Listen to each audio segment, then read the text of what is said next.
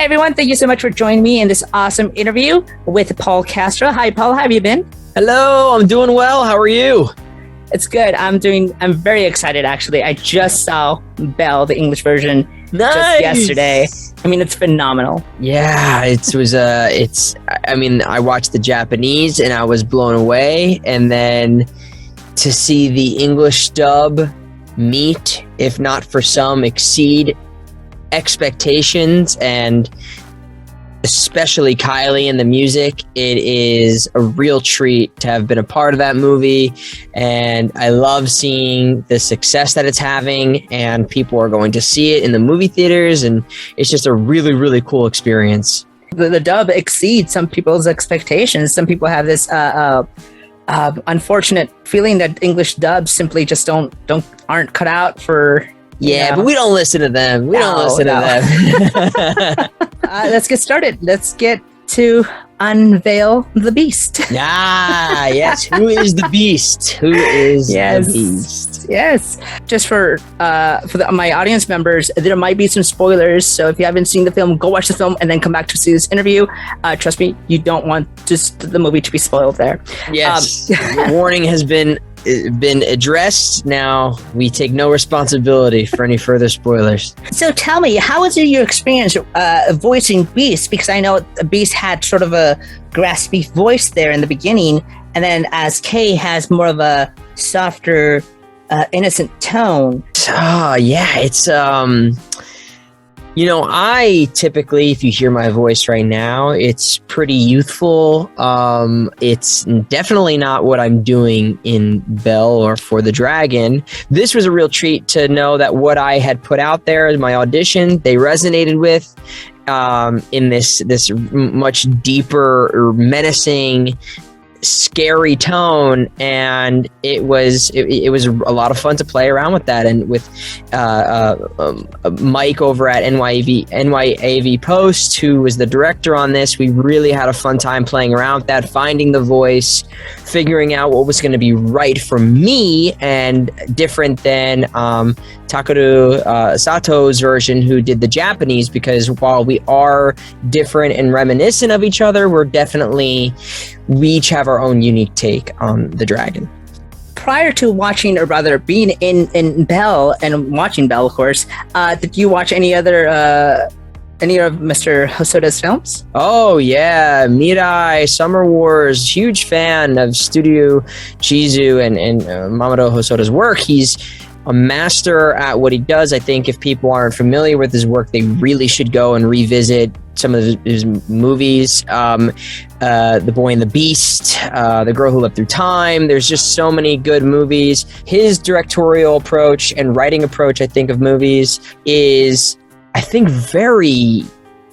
it touches upon the time that we're living in right now. If you look at Belle, we're talking about a futuristic world where people are living through avatars in a video game, so to speak, in this world of you. And that's kind of where we are right now with virtual reality. And it's the dynamic that these characters have in terms of their social media presence and how they're valued amongst their peers online. It's just very intimate and deep, and it touched me. It's just really the timing is perfect for a movie like this. Like you said, I think the audience can relate, especially the audience nowadays, can relate a lot to what Belle is going through and the hardship she's going through, and the need to escape that and come into what like the narration from the you says, you can start over. You can't start over in the real life, but you can start over in you. Yes, exactly. You don't get in life, we very rarely get chances to reinvent or rebrand ourselves. I think, maybe you have that opportunity leaving high school and entering college, and then leaving college into the real world. But once you've established this persona or this image of yourself, it's hard to really get away from that in other people's eyes, unless you decide to change the people you surround yourself with. But in this world of you, at a moment's notice, you can reinvent yourself, and that's really powerful and also really scary at the same time. It's a tremendous responsibility, I think, that we have as people partaking in social media to, be kind to one another and not use it as a veil of being anonymous to hurt other people. And I think we see a lot of that, unfortunately, in the internet and stuff. So that's why we find people constantly wanting to reinvent themselves. What's your feedback for Kylies Performance? Kylie, it's so funny because if you watch the original version of this movie in Japanese, you can tell that this movie is phenomenally acted by the actress who plays Suzu and Belle. And when I heard the music, I said, wow, this is before I went in for my first session and I watched the movie. I'm like, that is a high bar. It's going to be hard to compete with something so powerful. And then when I heard Kylie, absolutely blew me away. She is absolutely a talent. I told her this. I told her, I said, I cannot wait to watch you soar, because she is so powerful as a singer, but also as an actress. She gets it. There's moments in this film where the nuance is so unique, and it's choices that I wouldn't have made. And I don't have a bad thing to say about her performance. It was phenomenal. And if people are on the fence about going to see this in dub, like, I promise you have my sign off on this. As somebody who watches a lot of stuff in the original Japanese of anime, the dub is specifically for Kylie absolutely phenomenal. I couldn't have been more impressed by someone so young. This is like her first gig, I think, in voiceover, or acting even, maybe. I think she's probably done musicals or theater and maybe school, but she's an exceptional talent. It's funny, we just had an interview with Kylie, and this was her feedback for you. What kind of feedback would you give Paul Castro in his performance as Dragon? I did actually DM with him, and I told him how much I loved his performance, because I do. I think he's brilliant in the role. I think he brings so much depth to Kay and so much mystery to the dragon. I think he did a fantastic job. Both Kylie and Kaho, this is their starter, and they both did phenomenal jobs in how they sung all those beautiful music that you hear throughout the film. The music I still listen to it daily. My fiance has it on constantly, so if I'm not listening to it, she's listening to it. And it's Kylie, because she is just so good and powerful and so beyond her years in a way, in the way that she communicates through song. It's very, very impressive. After watching the film, what would you say is your favorite song? I mean, I really love Gales of Song. I think just hearing that right off the bat is just such it makes you move in a way, and you really kind of, it's the intro into kind of like who this character of Belle is, and it's a really, I mean, A Million Miles Away is really good too. There's just, honestly, I really love all the music. It's hard to pick just one. They all, as a whole, all the music is just really, really good. So tell me, what kind of vocal directions did Stephanie Sheh and Michael give you for the role of Beast? So I worked with Michael. I didn't get to work with Stephanie, but I've been a huge fan of hers, and I'm sure that she was involved in the casting process in some capacity. Very generous to me in terms of involving me in this project specifically, because I haven't done. I've done voiceover, but this has kind of like been the past year and a half that I've been doing a lot of anime and video games since I've moved to LA. So because of that, I wasn't living in New York, which is so funny because of all this time I've lived in New York, I never worked with them at NYAV. So I recorded remotely right behind me at that computer right there, and standing right there and screaming my head off as the Beast. And it was a very unique and beautiful experience, because there's a lot of vulnerable moments that the Beast has, and it ranges from everything from this intense rage to the softest of moments. And again, we're going to talk spoiler alert here, to see that this kid is really dealing with some pain and anguish, to see that come through at moments for the Beast, finding the voice again to see what is this dragon going to sound like coming from a young man, a young boy? Where is there going to be a connection between where you can kind of see that thread at moments, which we do? And she says to me, she says, who's the real you?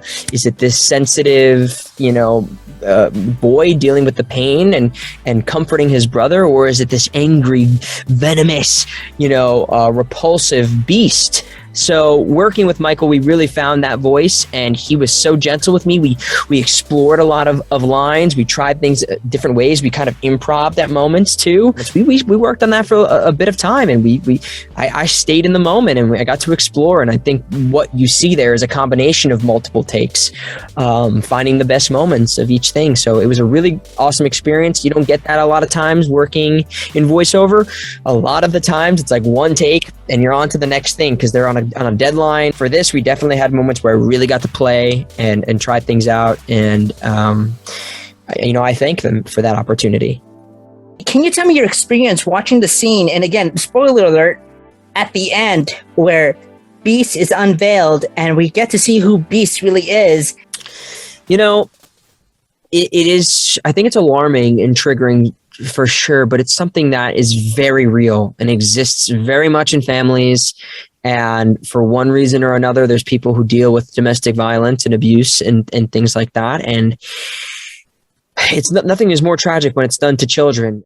I think the twist that is approached, it hits home because if it's not you and your family, you know people who are experiencing these things. And if you don't, there are probably a lot of people that who you would never know but they're dealing with it behind the closed doors. I think it's powerful to take that curtain off and to really be honest about these type of things, especially in a digital world like this, where if something happens like this, you can go to social media and express yourself about these things going on, and everybody is held more accountable, I think, now than ever for their actions. So I thought, obviously being a part of it and being able to play that other character I think it gave me a full, three-dimensional journey as an actor. And I think it really lands a lot with the audience. Why should people watch Belle? I think you should watch this film because, again, it's one of those stories that I think we all know we exist in this digital age right now, whether we like it or not. The internet plays a part in our daily lives more than we could ever imagine. And if you have kids, if you have siblings, there's probably a world that they're partaking in that you may not have anything to know about. And they might be going through struggles through social media, through this digital age, in video games, participating in communities or conversations with people. And it's hard to really have that conversation with people if you don't see exactly what's going on. It's so private. You're in your phones all day. You could be sitting like this all day, and you could be going through some heartache or some real trauma or depression, and your hands in your phone. So I think to anybody that's interested in this movie or is hearing about it for the first time, it's extremely relatable to I think what we deal with every day. And like I said, if not you, it's somebody you know. And it touches upon points that are very powerful, specifically with young kids navigating this social media world.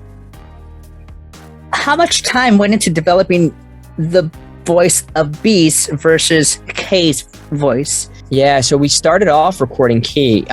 So we started off recording him. So that's obviously a lot closer to my natural tone. Maybe a little younger, if anything, and he's still he's very defensive. And there's those points of the Beast that you see leak through when you're just seeing him as this young boy and not the dragon. So we started off working on him, which I think was really good to kind of find the character, to find where the essence of the Beast was. And we talked about whether or not we wanted to do that at first. Also vocally taxing eventually to be doing the Beast, the dragon. So I was very grateful to do that. And then we spent it wasn't a crazy amount of time. I think we stuck pretty close to the audition, but it was really more in terms of the tone and how much we wanted it to sound, to have those kind of like, there's moments where we hear you hear the breathings of a dragon type of thing where that slips through, and we really work to find ways we can incorporate that on the line in the dialogue. So but we kind of came out of the canon and just went running with it, which was good. But we did have a little bit of time to explore, which I'm very grateful for. How many hours did you, or days did you, hours and days should I say, were spent in the recording booth? As I said, we moved fast, and we did this in one day. We did all of my stuff in one day, crazy enough. So it was, I think like a 4 or 5 hour session, which probably sounds like a lot, but in the world of voiceover, it is not. Especially, I mean, towards the end of the film, I have a very, very long monologue, which is very technical. From a dubbing standpoint, where we're trying to match the lip flaps. So we spent a lot of time specifically on that. So I would say that I probably spent more time or less time doing the Beast than I did doing K, which is so funny. And when you see the movie, there's a lot more Beast stuff, I would think, in whole. But it's a very big moment for me at the end there. So not a lot of time. What is something that the viewer can take home with them after watching the film? Be kind to one another. You don't know the struggles that anybody on the other side of a screen is going through. Meaning that even if it is just a name or an avatar, that's a real person behind there who's dealing with some real stuff. And just because you might be having a bad day and you think taking something out on somebody is, or just going in the comment section and bashing somebody and saying, oh, I hate this person, such a stupid video. Just kind of think twice about that. There's nothing wrong with constructive criticism, nothing wrong with having an opinion of things, not liking something. That's totally fine. But especially in a world where a lot of creators, content creators on these social media platforms, they are the production company. So when you go on to the comment section of them, you're going right to the source. This isn't going to NBC and CBS. They're not the person who's, the social media manager or marketing team. This is the person who's opening their phone and reading those notifications. And to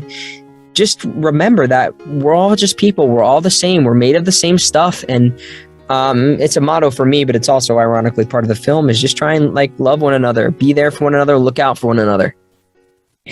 Did you get to work with any other actors in the movie?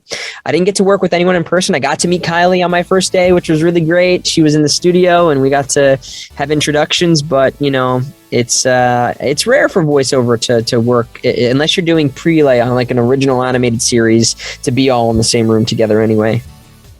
So you got to meet Kylie. I did, yes. It was really wonderful to meet her in the studio with Michael, and it was just a real treat to see her. I think she was wearing a Belle shirt at the time when she was, so I got to see her wearing, I think, the poster on the t-shirt, and I was like, I need that. So that's, again, you just reminded me, I got to go get one of those shirts because it's so cool. I got to get one of those too, definitely. Yeah. Thank you so much, by the way. Oh, my pleasure. It's again it's a really great film, powerful film. I'm honored to be a part of it. I think people, if you have seen it, then share it with your friends, because if you're watching this, again, there's going to be spoilers in this, so you've spoiled yourself. Don't go anywhere just yet, because that's right, it is giveaway time. If you guys subscribe to our channel and comment below as to why you like Belle, you'll automatically be entered to win an autographed print signed by Paul Castro Jr., the voice of Dragon. Thank you so much, you guys, and I'll leave you guys with these awesome interviews I know you'll love.